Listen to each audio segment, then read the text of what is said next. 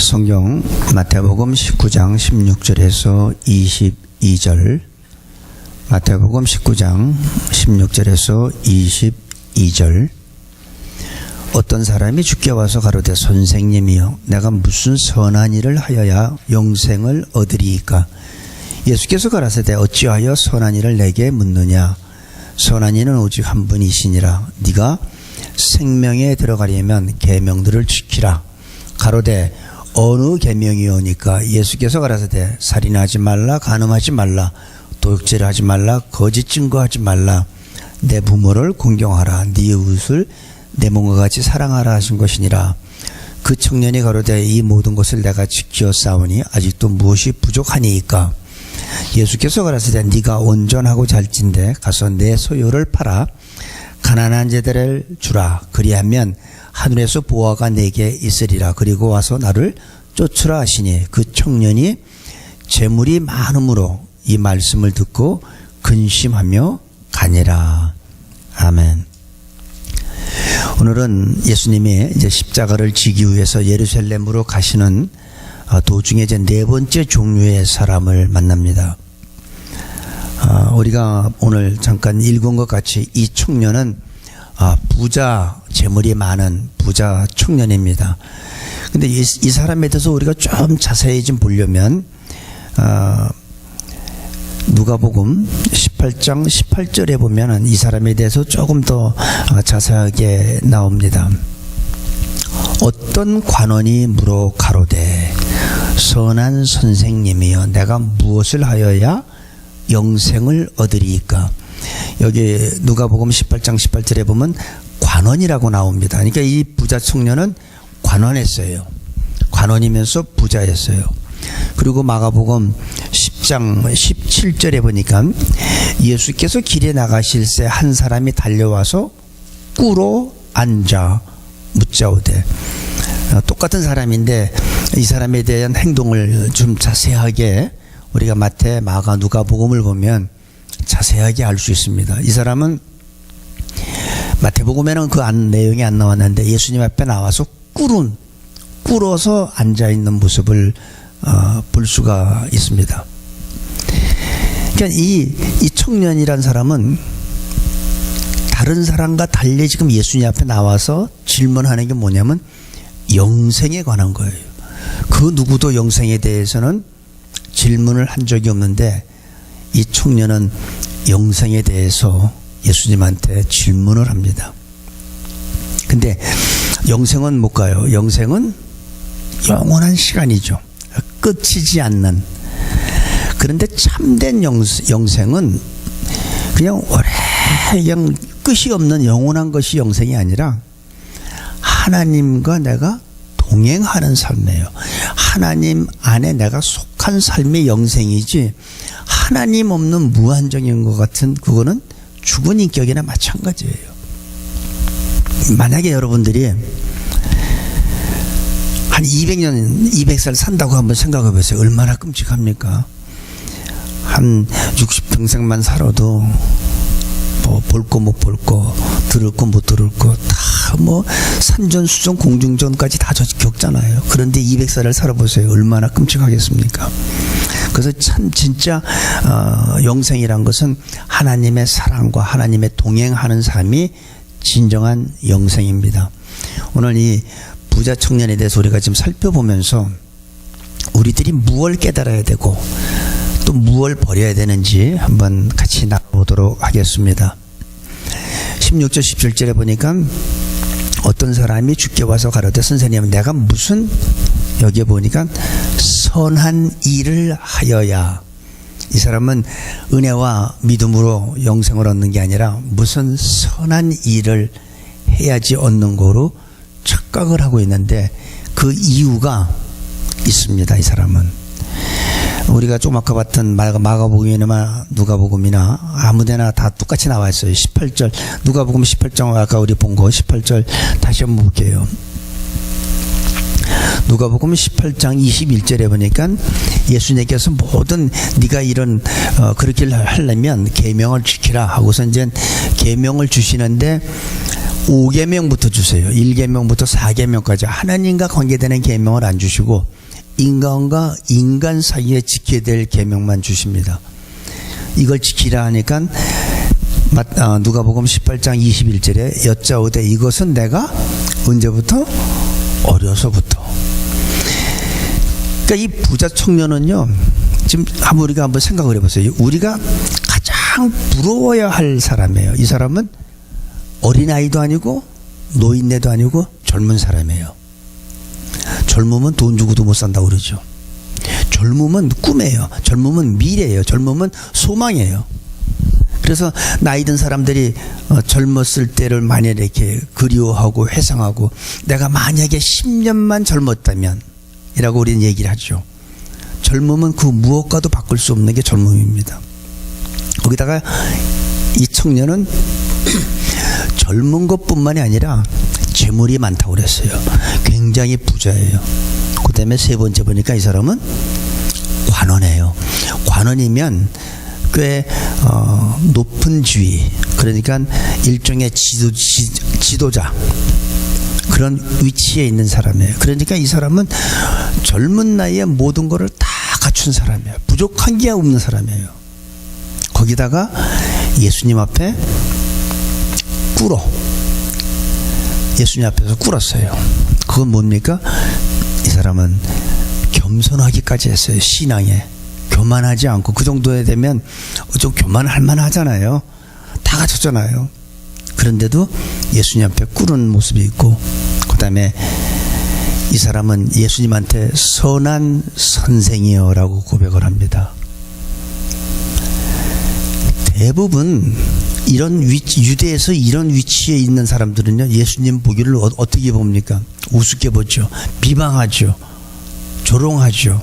그런데 이 젊은 청년은 예수님을 알아봤어요.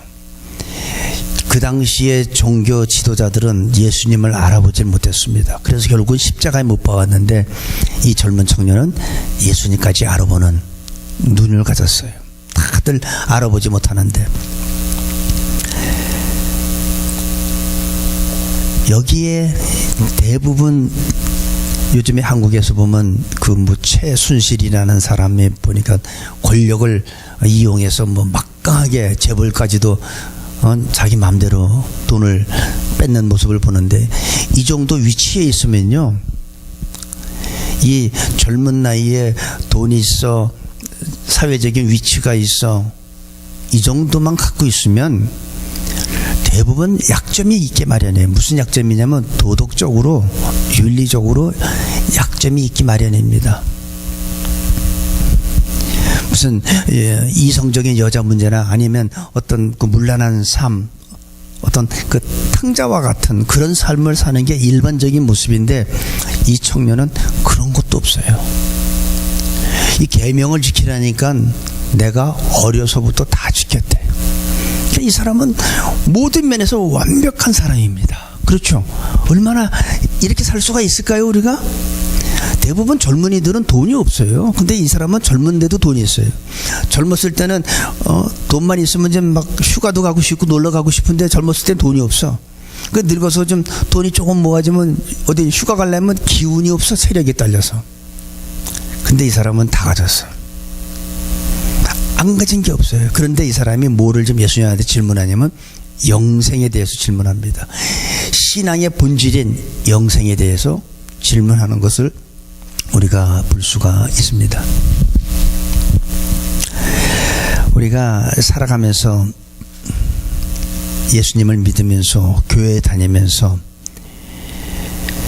예수님을 믿어도 헛 믿는 사람들이 많습니다. 핵심을 몰라요.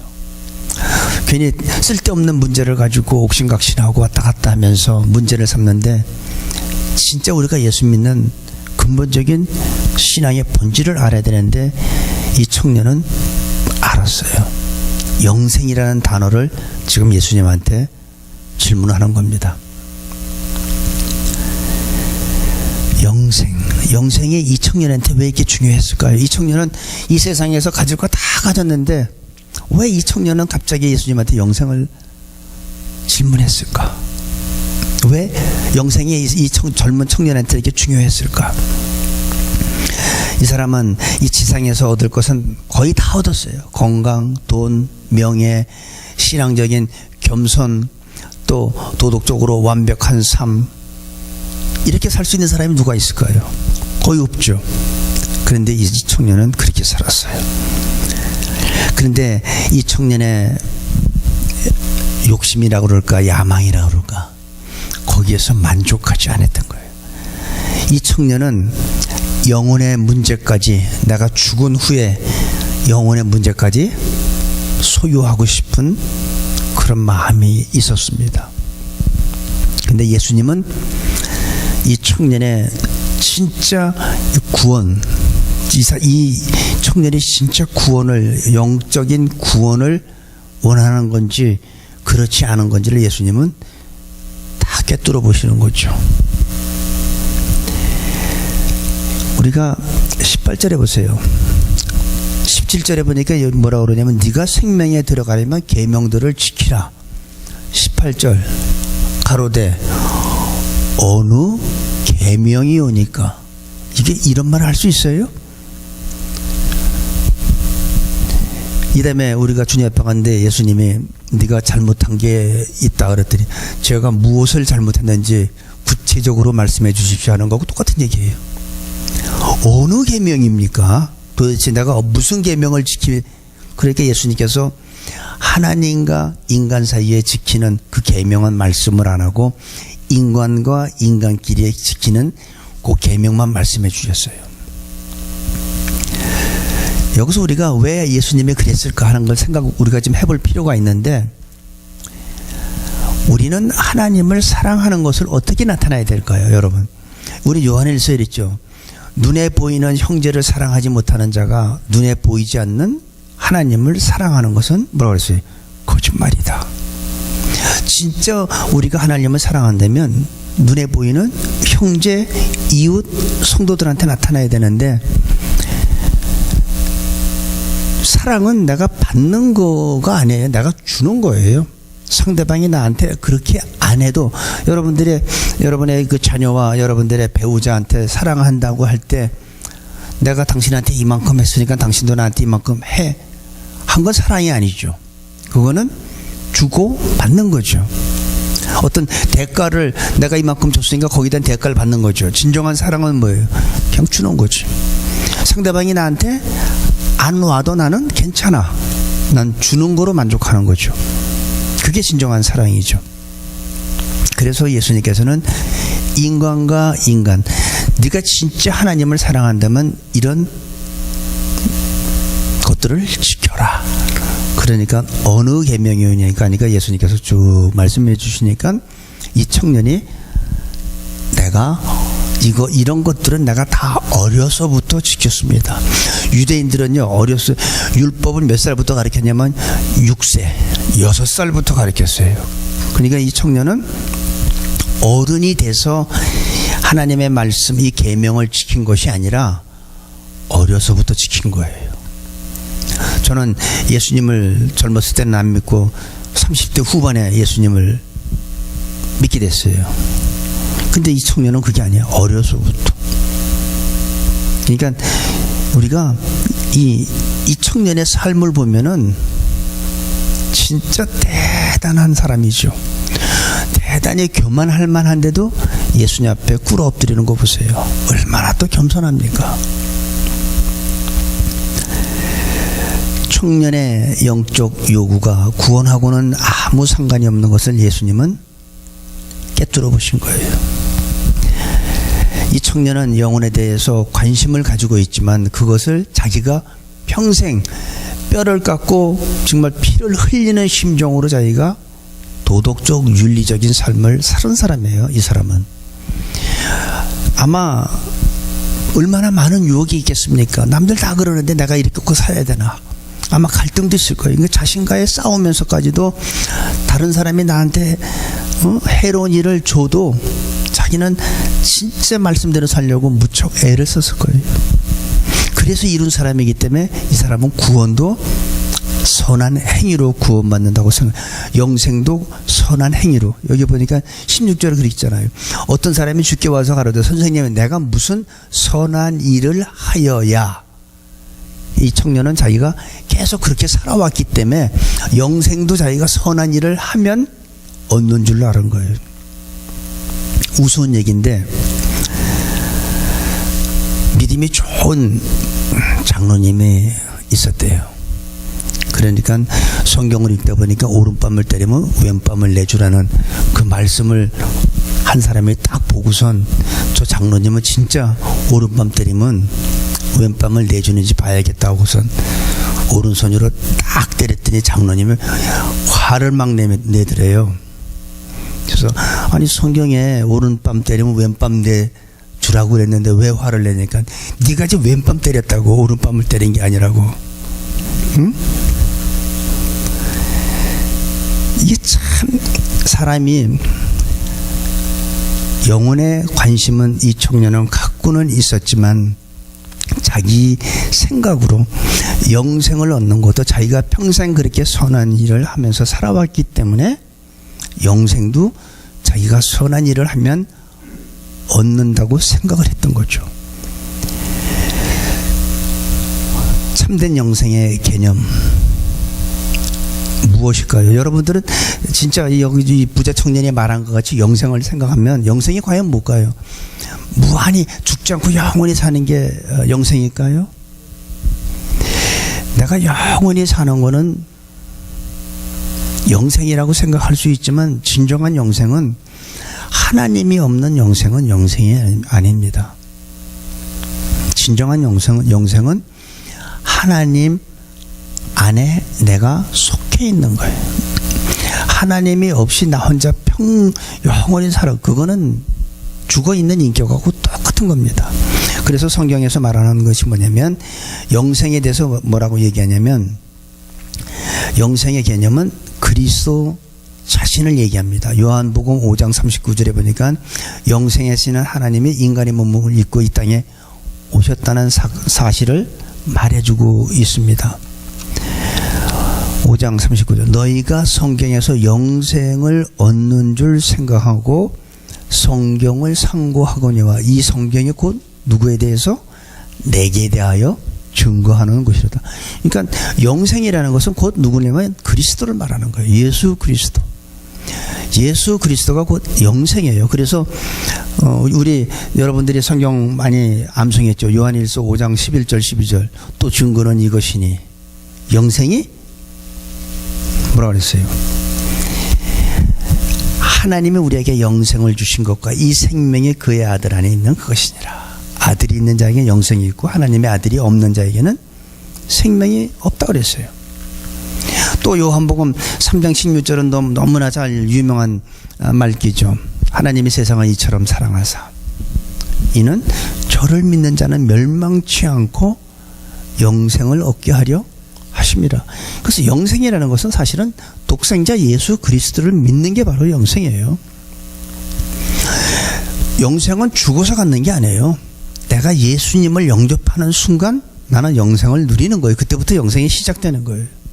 내가 이 다음에 죽어서 내가 예수님을 영접하는 순간 하나님의 영원한 생명이 내 안에 있으므로 이 세상에 사는 동안 영생의 진정한 축복을 우리는 느끼며 살 수 있는 겁니다. 그래서 우리가 살아가면서 어떤 죽음의 세력과 절망이 나를 괴롭히지 못한다는 거예요. 물론 그 상황이 내가 어떤 암에 걸려서 죽을 수밖에 없는 상황이 오면 나는 그 상황이 나를 고민하게 할 수는 있지만 나를 절망하게 할 수는 없어요. 물론 고민은 되겠죠. 하지만 절망은 안 합니다.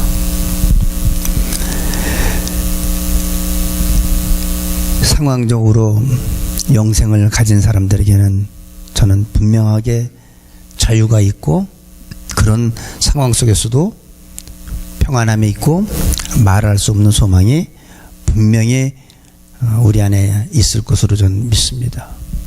어떤 상황이 와도 암 말기라도 어차피 암이 아니라도 뭐 언젠가는 나는 이 세상을 떠날 거고 나는 하늘나라 가고 천국 가는데 그게 나한테 뭐 죽음에 큰 무슨 의미가 있겠습니까?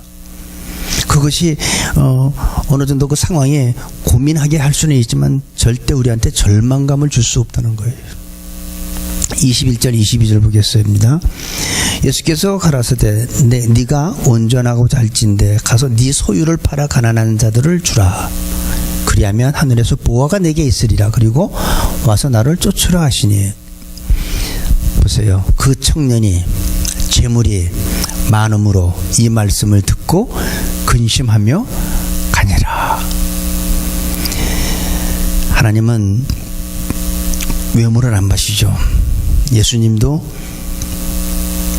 이 청년의 완벽한 삶, 도덕적으로 윤리적으로 완벽한 삶, 신앙적으로 겸손하고, 예수님이 다른 모든 사람들이 예수님을 알아보지 못했는데 이 청년은 알아봤어요.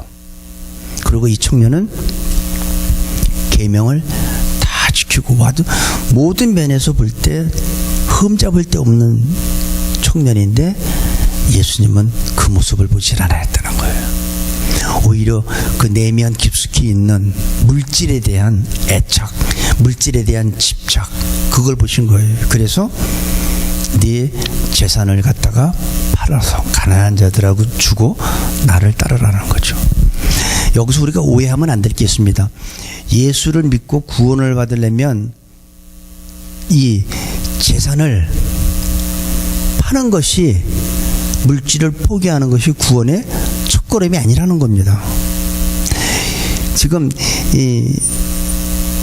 우리가 구원받기 위해서 내가 갖고 있는 물질을 다 팔아서 가난한 자 주라는 뜻이 아니에요.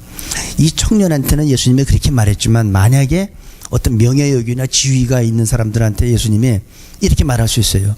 네가 그 지위를 포기하고 나를 따르라 할 때, 따르지 못하고 내가 고민하고 갈등하면 그 지위가 그 사람한테는 또 하나의 우상이 될 수도 있고 하나님과 나 사이를 막는 벽이 될 수도 있습니다. 근데 이 청년이 바로 그거였어요. 그러니까 우리들한테도 이 시간 한번 생각해 봐야 돼요.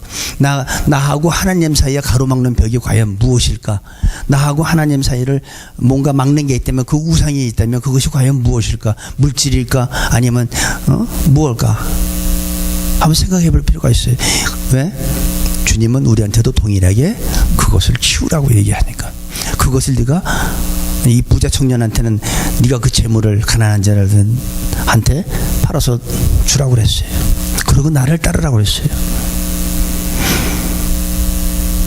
네가 대통령이면 대통령 지위 내려오고 나를 따르라고 할 때, 이 청년은 근심한 건 좋았어요. 고민한 거 좋았어요. 갈등한 거 좋았습니다. 그런데 떠난 게 문제였습니다. 우리들도 이 시간 동일하게 예수님이 우리들한테, 여러분과 저한테 동일한 질문합니다. 나와 하나님 사이에 가로막는 벽이 있다면 그 벽을 지금 치우라고 얘기할 때 우리는 근심되죠.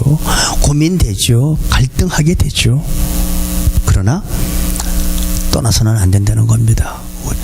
고민하고 갈등하지만 우리는 주님한테 돌아와야 돼요. 근데 이 청년은 떠났어요. 예수님은 청년의 내면 깊은 곳에 물질에 대한 집착을 보시고 그것을 지적하신 거예요. 이 청년은 젊음과 돈, 지위와 명예, 도덕적인 삶과 겸손까지 갖췄지만, 그런데 예수님은 그런 것들을 보시질 않았다는 겁니다. 관심도 없었다는 거예요. 여러분들이 지금 내가 이렇게 하니까, 내가 이렇게 열심히 봉사하니까 물론 하나님이 기뻐하시죠. 근데 그것보다 더 중요한 건, 예수님이 보시는 건 뭐예요? 이 청년의 삶의 모습으로는 흠잡을 게 없지만 예수님은 거기에 관심이 있는 게 아니라 내면 깊숙한 곳에 있는 그 재물에 대한 집착을 본 거죠. 우리들은 무엇을 갖고 있을까요? 이 시간 주님이 저나 여러분한테 그것을 치우라고 말하면 우리는 어떨까요? 쉽게 할렐루야 했을까요? 아니면 이 청년과 같이 깊은 고민을 하고 갈등을 할까요? 고민 갈등해야 돼요. 당연히 하나님께서 지적하면 고민하고 갈등해야죠. 근데 문제는 어떻게 돼요? 고민하고 갈등하고 예수님을 떠나는 게 아니라 예수님께 돌아와야죠. 그게 오늘 이 젊은 청년한테 우리가 배울 게 바로 그겁니다. 돌아서면 안 된다는 거죠. 나의 우상이 무엇든, 하나님과 나의 깊은 관계를 막고 있는 그 벽이 무엇이든 예수님은 지금 그걸 보시는 거지, 내가 목회하고 설교하고 이거 안 본다는 거예요. 정말 이 내면 깊은 곳에 내면 나의 중심을 보시는 하나님은 지금 겉으로 목회하는 걸 보는 게 아니라 그 마음속 깊은 곳에 있는 것, 그것을 지금 끄집어내시는 거죠. 그걸 지금 이 청년 마음속 깊은 곳에 있는 율법을 다 지킨 사람, 그런데 그 물질에 대한 집착, 그거를 찌르니까 이 청년이 아픈 거예요. 고민하는 거예요. 갈등하는 거예요. 그러고선 결국은 예수님을 떠납니다. 우리는 어떻게 될까요? 갈등 고민 하겠죠. 근데 떠나면 되겠습니까? 안 되겠습니까? 안 되죠. 우리가 배워야 될 겁니다. 물론 아무것도 안 하는 것보다 열심히 선하게 살고 도덕적 윤리적으로 완벽하게 살면 하나님이 기뻐하시지만, 그것이 겉만 그러는 게 아니라 우리의 속 중심까지도 하나님께서 그랬죠. 땅에서 매면 하늘에서도 맨다 그랬어요. 땅에서 풀면 하늘에서도 풀린다 그랬습니다. 우리가 해야 될 일입니다. 내가 용서하면 하늘에서도 용서해요. 근데 내가 속으로 용서하지 않으면 하늘에서도 용서가 안 될 거라고 저는 믿습니다. 우리는 고민하고 괴로워야 합니다. 난 저 사람은 용서하고 싶지 않아. 난 저 사람 절대 사랑 못해. 우리는 주님께서 그것을 빨리 해결하라고 할 때 우리는 괴롭고 고민해야 합니다. 하지만 이 청년처럼 근심하고 떠나서는 안 된다는 말입니다.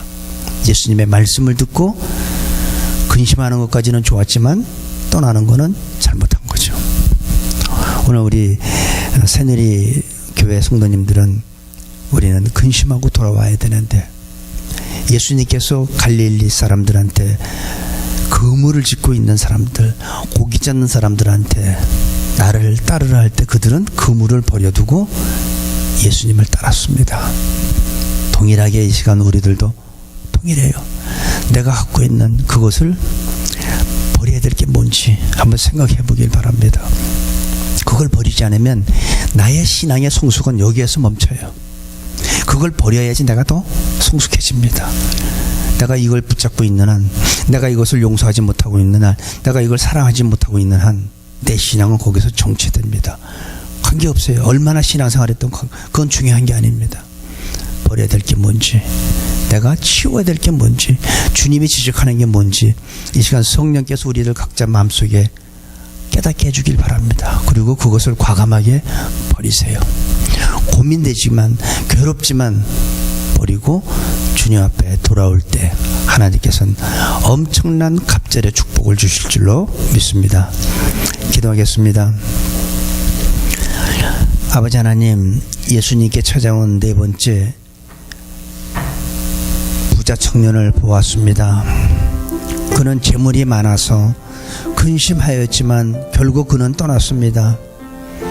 하나님과 관계에서 방해되는 것들을 우리가 지적받았을 때 물론 고민하고 괴롭겠지만 내 자신을 포기하고 주님을 따르는 믿음 허락하여 주시옵소서. 예수님의 이름으로 기도합니다. 아멘.